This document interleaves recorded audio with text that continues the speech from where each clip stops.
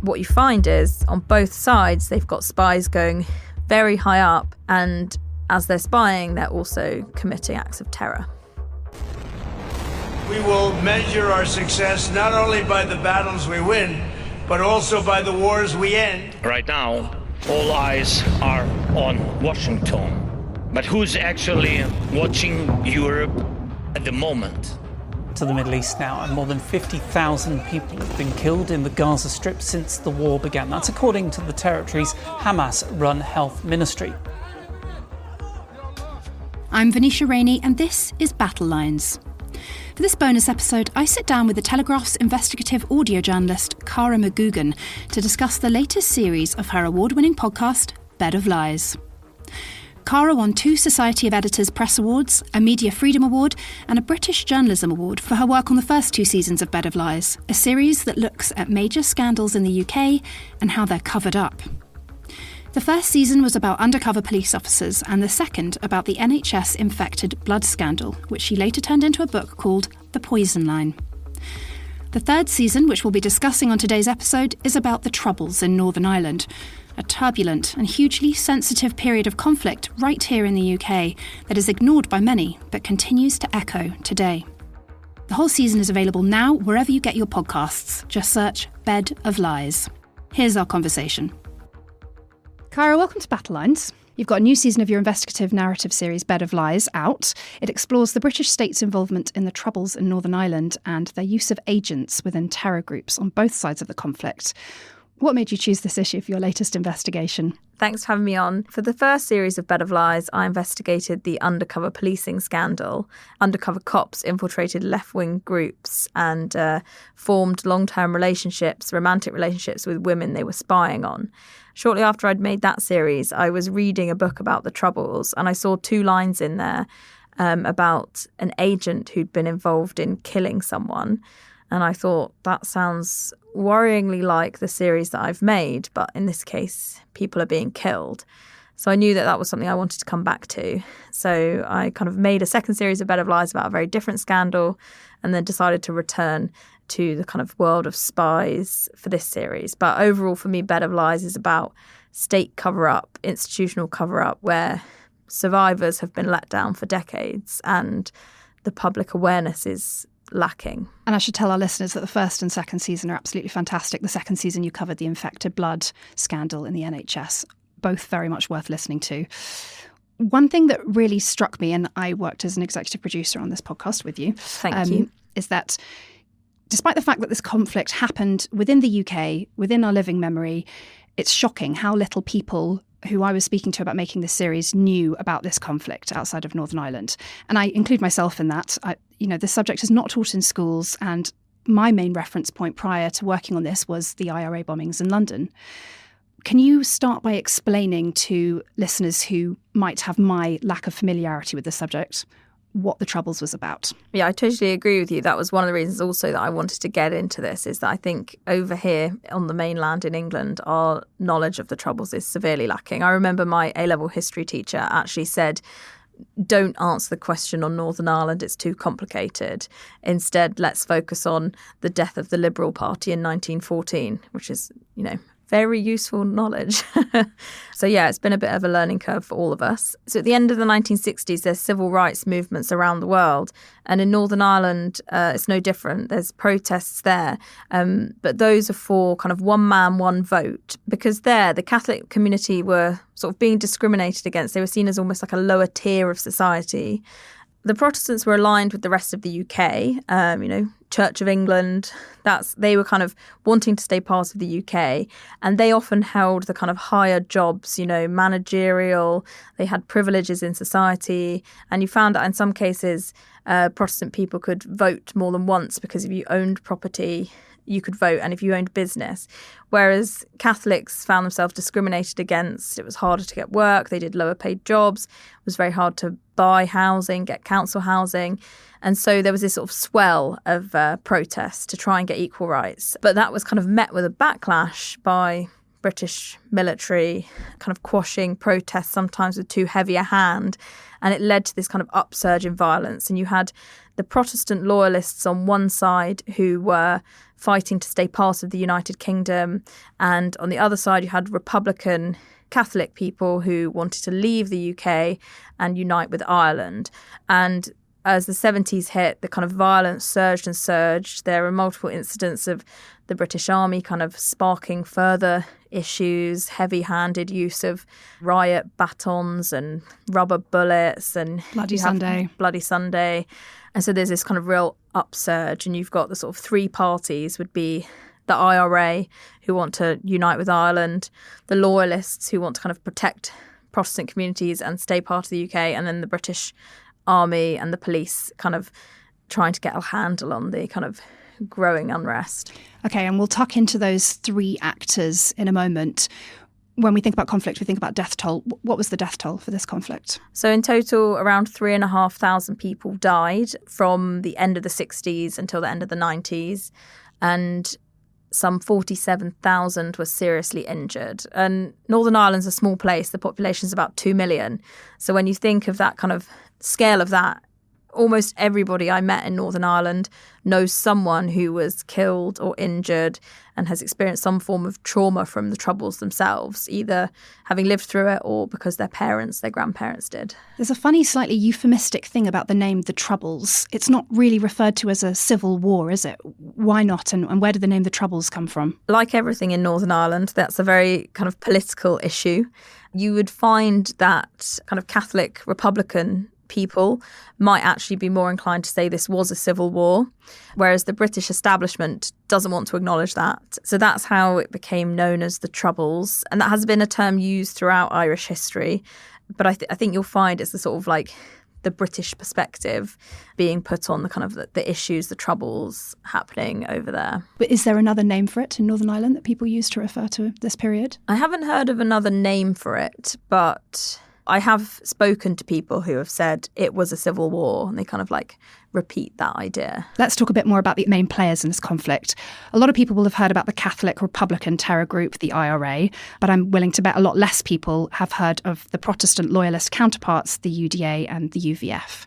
Can you tell us a bit about them? So like I said with the word the Troubles, there's a lot to get your head around in this. There's a lot of acronyms, there's a lot of kind of words you should use, shouldn't use, or certain phrases to use to some people and not others. For example, if you're in a Republican area, most people will call it the North of Ireland and will get quite upset if you call it Northern Ireland. Whereas if you're speaking to loyalists, Protestant people, they would get upset if you said the North of Ireland.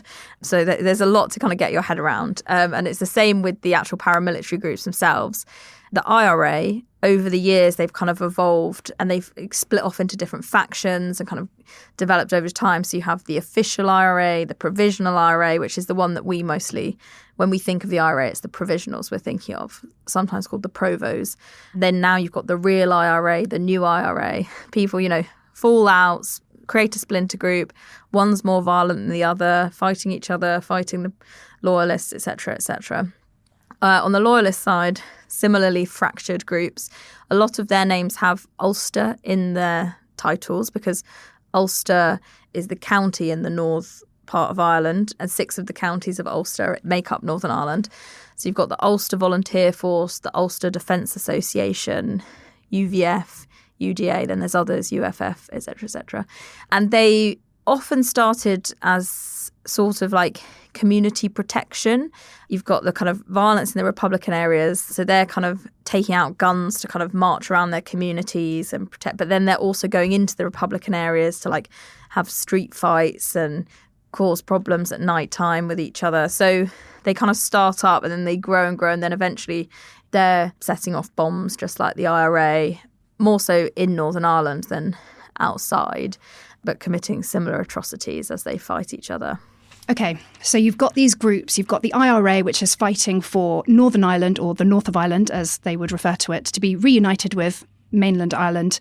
And then you've got the UDA, UVF, these Protestant paramilitary organisations, normally with Ulster at the beginning, who want Northern Ireland to remain part of the UK. Within these groups, and this is what your series really focuses on, you have all these agents who are working for the British state. Sometimes the army, sometimes the police force, sometimes shadowy units within the army, which we'll get onto. The most famous of those is Stakeknife. Can you start by telling us a bit about him and why people might have heard his name recently? Stakeknife was a top army agent in the IRA, and he was in a unit of the IRA called the Nutting Squad, the Internal Security Unit, which were trying to root out spies within the IRA. So it's quite ironic that one of the top spy catchers was himself a spy. There's a culture of deep suspicion about agents because you've got these intense loyalties and you've got, to your area, to the kind of politics of the area and the groups that are sort of running these areas. So anyone who's spying is a deep betrayal. In the IRA's minds, a spy or a tout, it's a death sentence, is the punishment. And often it's the same on the loyalist side. Stakeknife was trying to root out spies for police, army and so forth while spying himself. He was involved in 14 murders and 15 abductions. And the way the IRA would always try and send a message. So people would be stripped, interrogated, there's often forms of torture used, and then shot in the back of the head or nutted, and then their bodies sort of abandoned to be found in quite public ways, down an alleyway, on a roadside. And there's lots of news reports from the Troubles of these kind of like bound, gagged bodies just kind of discarded. And then you also have what's called the disappeared, where people were taken and their bodies have never been found. The police and army would say these spies were helping them build a picture, like an intelligence picture that would help them kind of bring the Troubles to an end. What you find is on both sides, they've got spies going very high up, and as they're spying, they're also committing acts of terror. In the last episode of the series, you spoke to a relative of a victim of Stakeknife who was breaking his silence for the first time about his father's abduction and murder. Let's hear a clip from that. I want to see the whole truth. What this internal messages after my father was killed, where this information come that was sent to the PPS that proved that Freddie Scappaticci was the one that murdered my father. Like many families before him, Paul decided he needed more help. So he went to lawyer Kevin Winters. What do you want to achieve now, ultimately? I want to read everything that pertains to my dad's death. And if I get to see unredacted files relating to dad's case, you'd never hear from us again. Paul has a new strategy to get what he wants. I'm going to try and move forward and get a public inquiry. I believe I have a duty to my father to go as far as I can and say at the end of the day, I did my utmost, I did my best. There's nothing more I can do. And do you think a public inquiry should focus on Stakeknife, or do you think there should be a wider public inquiry on agents across the board? I think the public inquiry should be on MI5 and the state. MI5 have done nothing but hinder, obstruct, obscure, and now at the minute, delay. Paul Wilson's only just decided to break his silence because he's been upset by the current inquiry into Stakeknife and doesn't feel that it will bring him justice after all this time. So he's now kind of wanting to tell his story. And that's a sign for me of just how badly families have been let down over this kind of 30-year cover-up. One of the other agents that you look at who's working for a Protestant paramilitary organisation, the UDA, is Brian Nelson. People have probably heard a bit less about him, but he's very well known within Northern Ireland. Tell us a bit about what he did. So Brian Nelson has been described to me as Stakeknife's mirror image in the UDA. He was the head of intelligence for the UDA, and that meant it was his job to kind of pick out targets for the UDA to go after, i.e. to shoot and kill. In his role as an army agent, he had a suitcase full of police records, official intelligence about IRA figures that he would then hand out to gunmen and say, oh, we should pick off this person, and they'd go off and shoot them. So he's directly involved in planning and conducting these killings, and all the while he's got the help of the army and he's in the pay of them. I find it quite fascinating. These two agents are receiving tens of thousands of pounds over many years. There's instances of them being offered family holidays as a break from their intense work as a spy, and their handlers in the army sort of knowing full well the work that they're getting up to while they're also spying. You've spoken to the children of Michael Power. Brian Nelson is believed to have been involved in his murder. We're going to hear a short clip from them now. The first shot blew out the front windows, the 2 front windows. The noise was deafening. I mean, we couldn't hear. It was just that ringing in your ears. To me, it was just like silence with the ringing, the constant ringing. When you fire a shotgun, it sprays. It's almost like if you were to put your thumb over a hose, you know, the top of a hose at high pressure, and it kind of sprays out in all directions. The shrapnel hit my eyes, so I actually couldn't see. I just was in immediate pain. I felt like they've missed me, and I kept myself low under the back seat. That was the headshot that they fired through the windscreen, striking my father. My father was covered in blood. There was just blood everywhere. The blood was all over him, it was all over the car. I didn't want to leave him. I tapped him on his arm and was calling his name, and, you know, he didn't respond, obviously. When I got out of the car, I felt so alone. I just ran down the street. I remember just shouting, "They've missed me, but they've got my dad. They've missed me, but they've got my dad." So yes, that was Gavin and Michelle, who've been fighting for answers about their dad Michael's killing for many, many years. He was killed in the late 80s, and, you know, to this day they don't have answers and justice over that. Brian Nelson wrote a diary of everything he did, and he laid out how he was at a meeting with gunmen as they plotted to kill Michael Power, as he drove to church with his family in the car. He then met with the gunmen afterwards. He's written their names down. Those names would have been known to his handlers, but rather than using that intelligence of stopping the attack against Michael Power or using it to catch his killers, he cooks up a plan with the army handlers to actually get more involved in the UDA, to climb the ranks and say to his boss, "Oh, well, this Michael Power killing, that was such a shock because he was an innocent family man, had nothing to do with the IRA. We shouldn't have killed him. So we need to actually get more professional in our targeting. Put me in charge." So you can see the sort of like workings through that story of how Brian Nelson as a spy doesn't seem to be there to protect people and to arrest violent gunmen, but actually to, you know, climb his way through the ranks. That's the whole problem with this. It's everything is in service of intelligence and gathering intelligence. Stakeknife, Brian Nelson, other agents across the board, they get more and more involved in vicious crimes because their handlers say they're gathering useful intelligence. They need them to be climbing the ranks. But the families now say, well, why haven't the gunmen been brought to justice? Why wasn't that attack stopped? If a spy was in there as it was being planned, my dad should still be alive. Your series looks at lots more agents. Stakeknife, Freddie Scappaticci and Brian Nelson were not the only agents by any stretch, and you go to great lengths to make that point. But I want to move on to the people who were handling them, the army, the police, and these shadowy units within the army. Why don't you start by telling us about the FRU? Yes, so there was this clandestine unit of the British Army that was at work in Northern Ireland called the Force Research Unit, or FRU.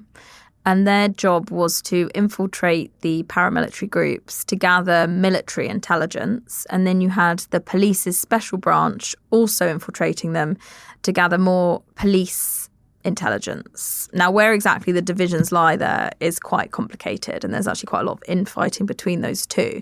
But essentially what it means is you have the police, the army, and MI5 all infiltrating the paramilitaries. And there's kind of hundreds of agents running across the board throughout the Troubles. The Force Research Unit was run by a man called Brigadier Gordon Kerr, and it's been described as being a maverick unit. A recent inquiry into Stakeknife said that agent handling was often seen as a sort of dark art practiced off the books. That very much appears to be the case. The FRU was formed at the end of the 70s when Margaret Thatcher wanted to get a handle on the Troubles. She felt that there had been too many attacks that they had failed to stop, not least Lord Mountbatten, a relative of the Queen. So Margaret Thatcher took the former head of MI6 out of retirement, Sir Maurice Oldfield, sent him to Northern Ireland and said kind of, we need to get a handle on this, revamp whatever's going on over there. And out of that was born this new intelligence structure where it was intelligence first, arrests later. So rather than catching paramilitary members, putting them in prison for terror offences, which had been a big early strategy, it was now bring them in and try and turn them and bring them onto our side. And that was happening in kind of police cells across the board and in kind of military circles as well. And this created what has been sort of thought of as a sort of protected species, because people that were brought in who agreed to become agents, informers, would be let off crimes. And like Brian Nelson and Stakeknife, found to almost have a license to kill when they're in the field, rather than kind of, we're going to use this intelligence to catch people and put them in prison. I mean, you end up with this slightly ridiculous situation, which in some murders, like that of Pat Finucane, the lawyer who was representing mostly Catholics, you have multiple agents working alongside each other who appear to have been involved in his murder. How deep does the collusion go? And I know that's a word that features prominently in the series. How serious did you find that it was? We don't know the full extent of agents. There's still lots of them who are kind of question mark agents. But the picture presented is that the paramilitaries the police and army did a very effective job of infiltrating them, and agents were scattered throughout. So you found agents was working alongside one another that didn't know about it, going all the way up to the top of organisations. There's stories of kind of heads of paramilitaries speaking with the police and getting information back and forth. That's more on the Protestant side rather than Republican. And yes, then you have cases like the murder of Pat Finucane, where there's multiple agents involved in that. You have Brian Nelson, then you've got police special branch agents who were actually involved in shooting him. And then the getaway driver, when he was caught by the police afterwards, was actually turned into an informer, like I said previously about how turn people onto your side, don't convict them. So it seems to have basically become a sort of lawless system. Now, the handlers would push back on that, and they would say that that wasn't the case and they were doing a very hard job, but they would all immediately admit that there was no legal framework. And one person I spoke to, Ray White, the former head of Special Branch in Belfast, actually went to Margaret Thatcher and said, I'm breaking about 5 laws every day when I go into work, by encouraging people to join terror groups, going further into them, speaking to them about their plans to pick up weapons and attack people. And sort of Margaret Thatcher went back to London, spoke with people around her, what should they do? And the sort of word that came back was, carry on doing what you're doing, but don't get caught. Now, Ray is firmly on the side of there was no collusion. That needs to involve basically a handler going to a terrorist and saying, shoot that person.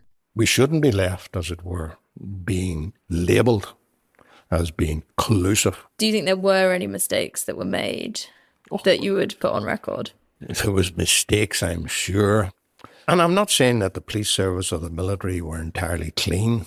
When you have 30,000 odd people through the police service and 250,000 through the military, you're bound to have a bad apple or two, as it were, in the barrel.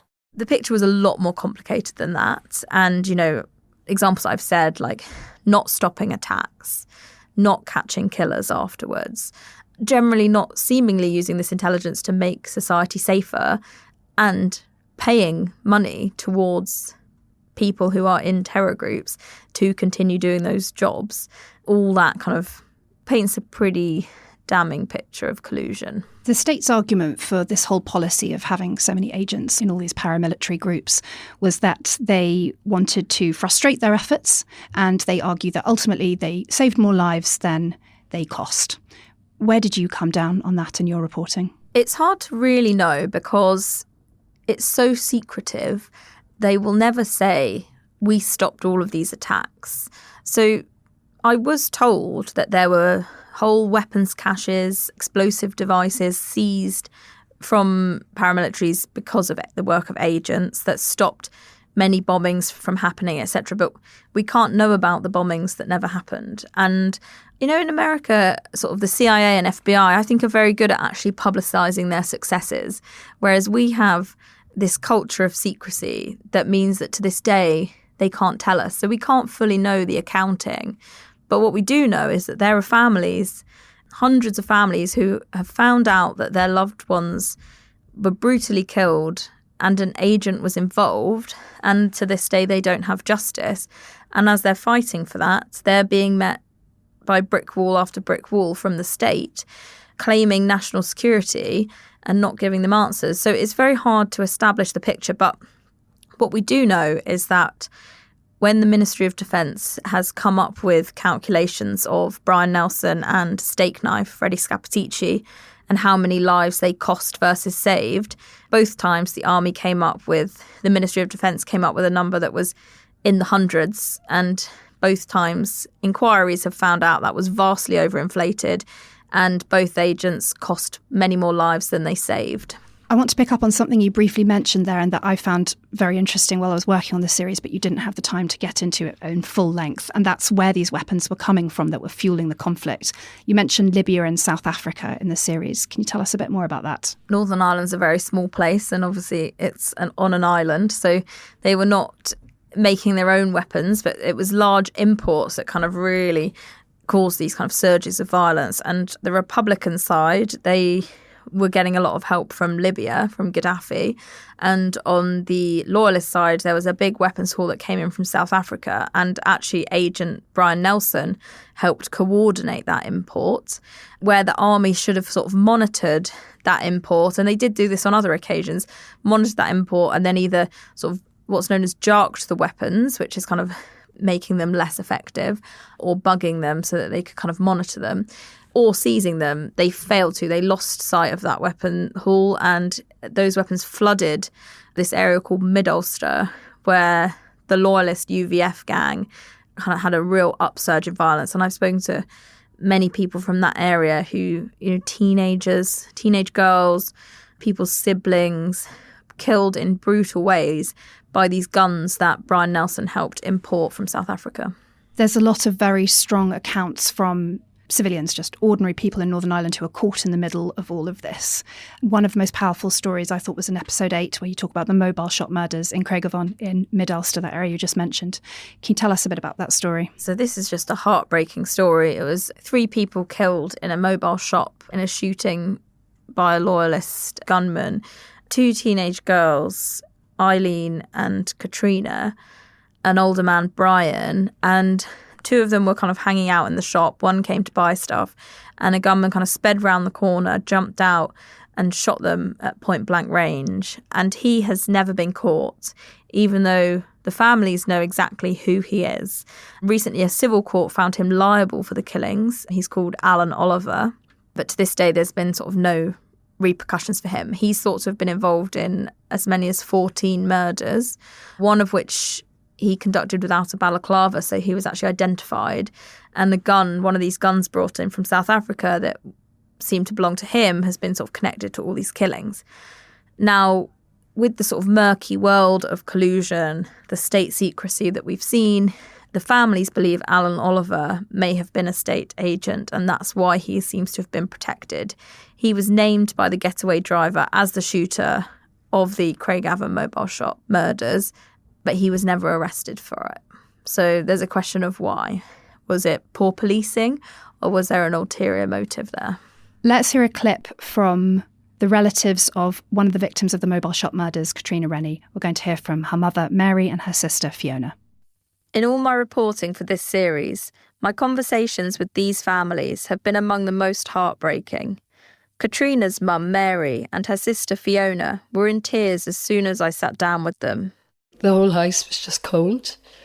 There was no smiling, no happiness, everything was just blank. You just had to get on and work with your life, and that was it. And go to bed at night. That's when you went to bed at night. All your worries started. When there was nobody listening, you cried yourself maybe to sleep, so as nobody heard you. I was out lost. I'd be out day and night looking for her, and I wouldn't stop till I found her. But I know she's not where she is. She's not coming back. That's the sad thing about it. None of them are coming back. Whenever I was 11, I developed epilepsy. I got the epilepsy. It was psychological. I didn't cope. Still, I'm not coping. I'm speaking to you just after the anniversary of the Good Friday Agreement, which in 1998 finally brought an end to the worst of the violence of the Troubles. What was it like going to Northern Ireland to report this today? Does it feel like this is a country at peace with that history? It's a real mixed picture. I think you find some people who are like, why are you digging around in that now? We've all moved on. We want to move on. We don't want to keep raking up the past. Some people who are desperate to get their stories out there and who are still searching for the truth after so long, who feel that they've sort of been left behind because the rest of the UK, as we said at the beginning, just know very little about this, and it's seen as an over there problem, not kind of like Westminster national government issue. And then you have a small fraction of people who are still fighting with one another. The paramilitaries exist in certain forms still. There is some violence. There's a lot of criminal racketeering type behaviour, more so from those now, involved in kind of drugs and other criminality as opposed to pure political violence, but they do still exist. I think one of the things that surprises a lot of visitors to Belfast is the peace walls, which still divide sections of the city who were at war with one another for 30 years. There's a sort of tourism industry that's grown up in Belfast. It's a lovely place. I highly recommend it. You will not find better pubs. They are my favourite pubs ever. It's a really good place to visit. But there's these kind of retired black taxis, and often it was a lot of ex-paramilitary members. I don't think they always are, but they have been. And they drive you round the kind of areas of Belfast where the Troubles began, and you see the peace walls, you see the murals, the kind of bright colours, the distinction on both sides of like the Union Jack, the Irish flag. You've got sort of hunger striker Bobby Sands on the Republican side, and then sort of like William of Orange and the King in the Protestant loyalist area. And what you find often, the drivers will sort of take you, and then at the end they'll go, well, which side do you think I'm on? And make you sort of guess their allegiances.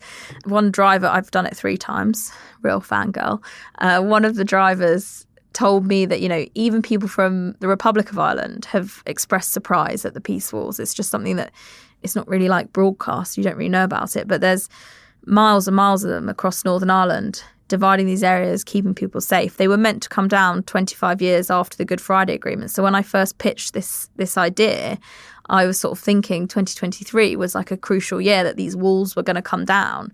But there's been sort of no conversation about that. And it seems for now that they're there to stay. Your reporting for Bed of Lies focuses, as you mentioned earlier, on the cover-up, but also on the process of justice and accountability. You go over a lot of the inquiries and investigations that have occurred over the years to try and expose the worst of the Troubles.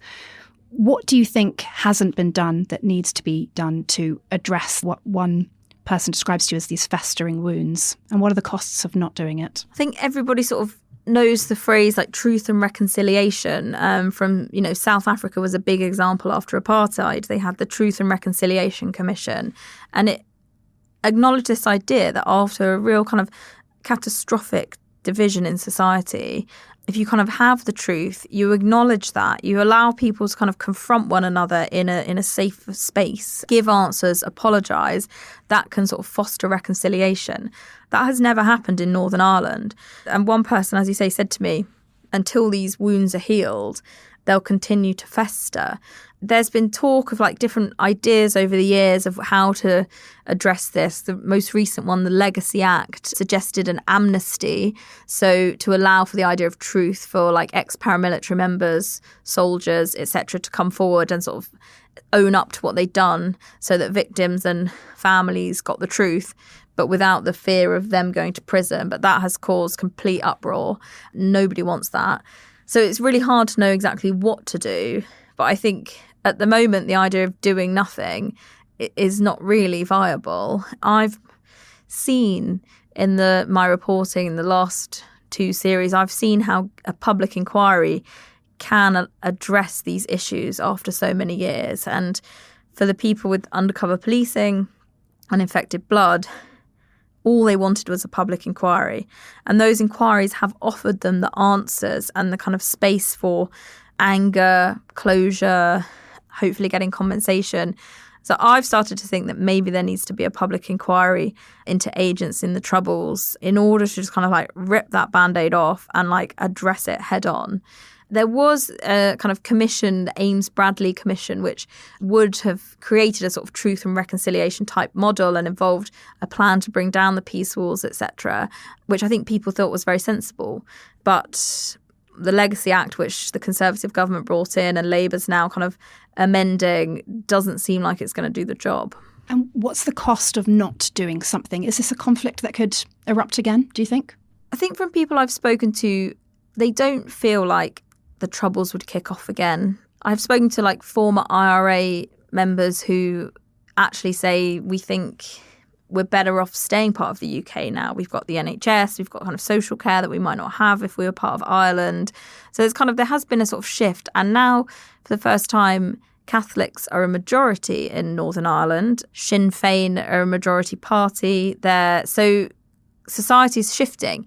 Maybe we'll see a referendum one day, like we did in Scotland. Whether or not it would lead to a yes or a no, I don't know. I think, we've had Brexit, which has caused another real division because once more you've got the kind of Republican side that want to be part of Ireland, part of the EU, and then the kind of Protestant side who want to be part of the UK, out of the EU. So, and then the border issues. I mean, it's, as my history teacher said, it's always very complicated. But I think the paramilitaries do still exist, but I haven't had a sense from anyone I've spoken to that it's likely to kind of erupt into violence again. But I think it's not a resolved issue, and it's something that we're going to still be talking about for years to come. That was Cara McGoogan talking about the latest season of her investigative podcast, Bed of Lies. You can find it wherever you get your podcasts. Just search Bed of Lies. We'll also link to the first episode of Season 3 in the show notes.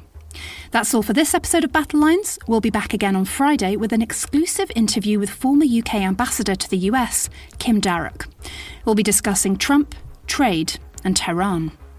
Until then, goodbye. Battle Lines is an original podcast from The Telegraph, created by David Knowles and hosted by me, Venetia Rainey, and Roland Oliphant. If you appreciated this podcast, please consider following Battle Lines on your preferred podcast app. And if you have a moment, leave a review, as it really helps others find the show. To stay on top of all of our news, subscribe to The Telegraph, sign up to our Dispatches newsletter, or listen to our sister podcast, Ukraine the Latest. You can get in touch directly by emailing battlelines@telegraph.co.uk or contact us on X. You can find our handles in the show notes. The producer is Peter Shevlin. The executive producer is Louisa Wells.